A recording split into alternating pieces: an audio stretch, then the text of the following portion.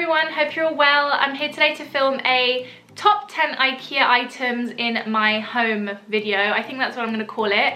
But I got into the deep dark depths of YouTube one day and I saw this video on someone's thumbnail. I could not tell you who it was, but I'm not taking credit for this video and I didn't actually watch it, but I kind of mentally took a note of this video and thought it would be really cool because I actually have a lot of IKEA items in my flat and I thought hopefully I can share them with you guys and hopefully you can find some cool things too, because who doesn't love IKEA? I love their dime cake and I love their furniture. So I hope you guys enjoy this video, and if you haven't seen my flat tour and you're wondering, oh my god, I'd love to see like more of Barbara's room and where she lives and things like that, definitely go and check that out because I have finally filmed one. So if you love homeware, definitely go and look at that. And everything I'm wearing in this video I will also link down below because this is not a fashion video, this is a homeware video. So I'm going to first start off with my bed. Some of you guys will probably have seen a lot of these things in my flat tour if you've seen it, but we're going to go into detail. I knew I wanted a white bed, but I didn't want to spend like 800, 900, like £1,000 in some cases. There was a bed on Anthropology that I really wanted, but it was like nearly like £2,000. That's ridiculous. So for me, a 400-ish pound bed, which is what I think this is, was around about a good figure to pay. In my next home, wherever and whenever that will be, I would love to have like a velvet bed, like with a velvet kind of back and things like that. But for now, I just wanted white and bright, and I knew that there was other things in the flat that I wanted to spend money on, like the wallpaper, to make it all feel a bit more opulent. So the bed is basic, it's a king bed, and I love my bed. Like honestly, I sleep like a baby most nights and I love it. I'm used to sleeping in a single bed at my parents' house, so this was my big girl bed. And I wanted a bed also with storage, so it has 4 drawers on the bottom, so on the bottom here. And I literally just keep like towels and bed sheets and pajamas, and it's just a white bright bed. The other thing that I'm going to add as a bonus of my number 1 item is the IKEA mattresses. So if you guys like a hard bed, yes, a hard bed, then you will love an IKEA mattress. I personally don't like a soft squishy mattress. I think it's just because even I think from when I was little, like living in Italy, I can just always remember having like a really hard mattress, even in my parents' bed. I've always just lived with that. So if you're looking for a good mattress for literally, I think for about £160, something like that, when mattresses can go up to like £800, I mean, I'm not someone with back problems. I've never like really suffered with that. So I'm good with a cheapo mattress, and if I'm ever again moving, I'll invest in something more expensive. Next we come on to bedside table, so keeping in the bedroom boudoir theme. And a bedside table can be so expensive. I was looking in HomeSense, I was looking at West Elm, Anthropology, Swoon Editions, Made.com, and they're really expensive. And for me, a good IKEA hack, and guys, this is probably the only bit of DIY in my flat, is to get a nice bedside table that's pretty basic and then just change the knobs. I said this in my flat tour, and I get my knobs from Zara Home. They're more kind of, I mean, you can get them, Anthropology has great knobs too, by the way. I only discovered them later on, but I found some really nice simple ones from Zara Home, and I thought I'll match my bedside tables to it and then my little chest of drawers here, just to kind of tie the whole thing together and make it a bit more uniform. A bedside table from IKEA is great. I can't remember how much mine were, but they were definitely not expensive. Another item that can really set you back if you are spending a lot of money on it is a coffee table. I had just bought a sofa that was like expensive, and I did not want to spend a lot of money on a coffee table. Again, there were ones on like Swoon Editions, West Elm, etc. that I fell in love with, but I was like, Barbs, to go and spend like £400 on a coffee table is just ridiculous. Like, what are you going to achieve by spending that much money? You live on your own, you're like barely even sitting on the sofa, you're hardly home. So I was like, okay. We went to IKEA, we were just looking around as usual, and I saw this coffee table, and I've actually seen a lot of YouTubers that have it, but I tend to see them having painted it gold. So again, another good hack that if you wanted to, you can paint things gold and spray paint them, etc. I'm a bit of a wuss and I've never done that, but it's definitely something that you could do. But I liked mine in the plain black matte with the mirror top. That's kind of a theme in my house, is kind of like black and dark furniture anyway. So I was so excited when I saw it, and by like adding trinkets, and I know I have quite like a a big trinket collection for like a normal average person. If you want to have an illusion of it looking a bit more expensive by adding trinkets and things with height differences and greenery and things like that, you can make it look a bit more expensive. So I definitely think my coffee table was one of my favorite things that I actually bought. Then we come on to my leather chair, and furniture in Ikea, honestly, I feel like since I got my sofa, I have seen some really nice sofas on Ikea. My sofa is actually from Habitat, so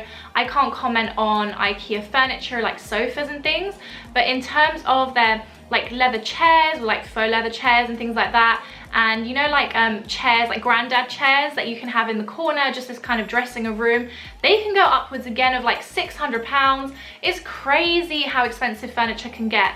But Ikea have this gorgeous leather chair, and I cannot think that it was more than 160-ish pounds, which is expensive, but I feel like it really dresses the room and it gives it kind of a little bit more texture and a little bit more of like a man kind of vibe, because my room's quite girly, I think, and it obviously adds extra seating when people come round, and it's really comfy. I never sit in it enough, but I do really like that chair. Next we come on to one of the things that I think personally Ikea is known for, and I've actually had Ikea cupboards and wardrobes in the past in my when I lived at my parents' house. I remember it was one of the first things when I redid my room. If you guys want to go and watch my old like room tours, just click like Persian Babe room tour on YouTube. I'm not going to link it because they're so cringy, but it's definitely something you can do if you're like bored or something.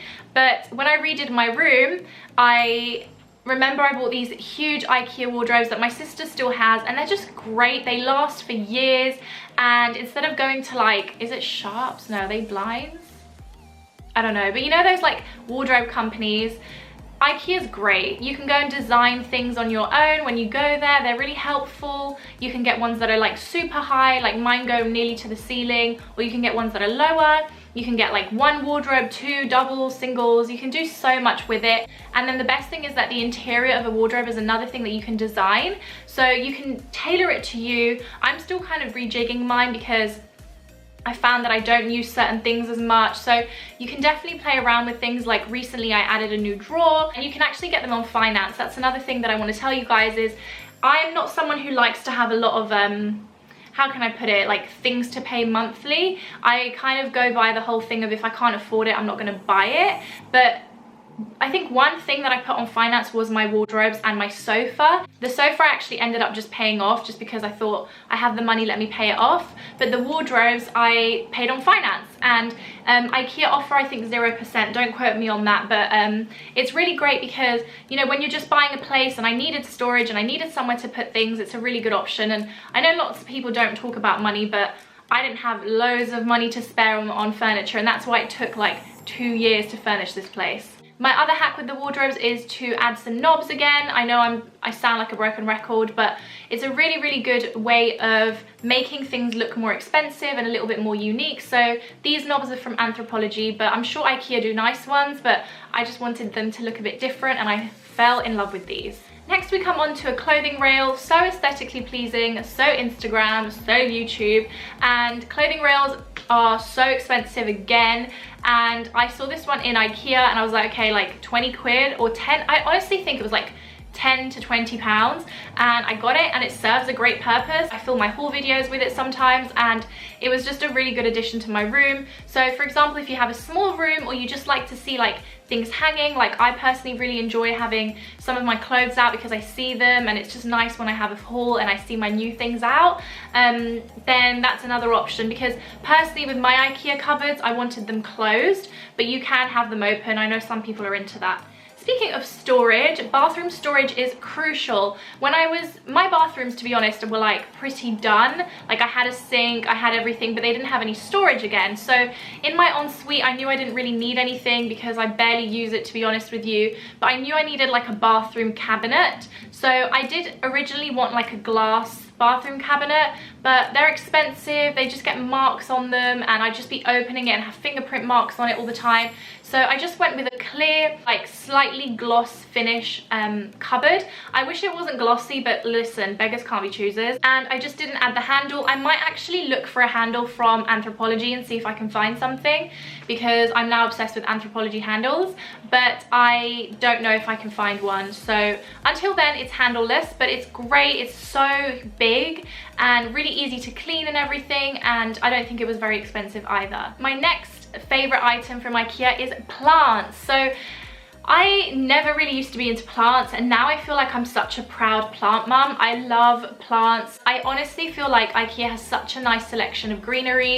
You can find so many different things like Monstera plants, which is one of my favorites, or a cheese, what's it called? Cheese something plant? Swiss cheese plant, that's it. I have some outdoor plants in my balcony, which have completely died during the winter, but I also love their like little plants that you can have for like outside on a balcony.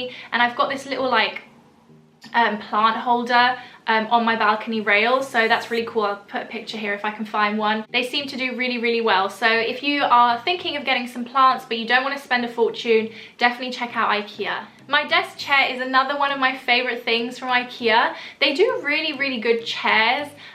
In terms of, I talked about like an armchair, they do really cool, like my bar stools are actually from IKEA.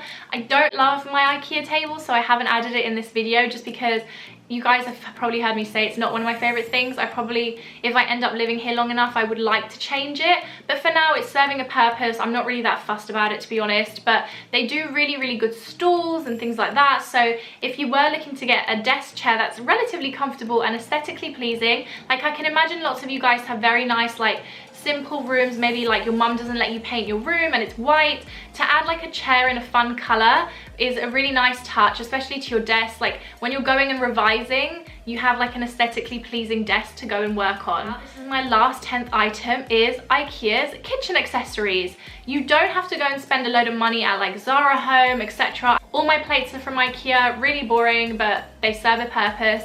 And like their glassware is really good, like my wine glasses are from IKEA, and also like their chopping boards and stuff, like I leave mine out. And I love all their like wooden spoons, scissors and things like that. And if you are actually like moving to uni, or if you're moving into your own place, a flat share or your own place or anything like that, I think IKEA is honestly the best place to go and buy things like that from.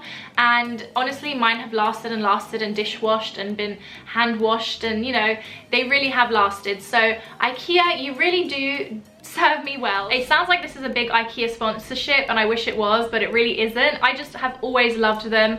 I'm kind of drooling over some dime cake right now, but I hope you guys enjoyed this video and it's given you guys some tips and tricks and ideas on IKEA, and I hope I will see you all in my next video. If you want more homeware videos, definitely let me know down below and I can cater to that for sure. I will see you guys all soon. Love you lots. Take care.